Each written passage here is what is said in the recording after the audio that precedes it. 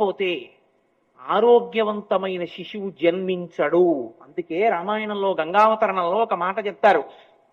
అగ్నిహోత్రుడు వెళ్ళి తేజస్సుని గంగాదేవి యందు ప్రవేశపెట్టేటప్పుడు ఒక మాట చెప్తాడు. నువ్వు ప్రహృష్టవదనవై పరమ సంతోషంతో నా యందు అనురక్తవై ఈ శివ తేజస్సుని పుచ్చుకో, నేను నీ యందు ప్రవేశపెడతానంటాడు. అలా పుచ్చుకుంటే తప్ప తేజోమూర్తి అయిన సుబ్రహ్మణ్యుడు జన్మించడు. దాంపత్యమునందు ఆకర్షణకి వివాహకాండలో చెప్పే మంత్రం యొక్క పరమార్థం ఏమిటో శ్రీరామాయణంలో వాల్మీకి మహర్షి అక్కడ నిరూపణం చేసి చూపించారు. అంత అవసరం ఆకర్షణ. మా ఆవిడ అబ్బా ఎంత సంతోషమో అని పురుషుడు అనుకోవాలి. మా ఆయన అంత మంచివాడు, నాకు భర్తగా ఎలా పొందగలను? అందుకే గుణము భర్తకు అందం, అనువర్తించడం భార్యకు అందం.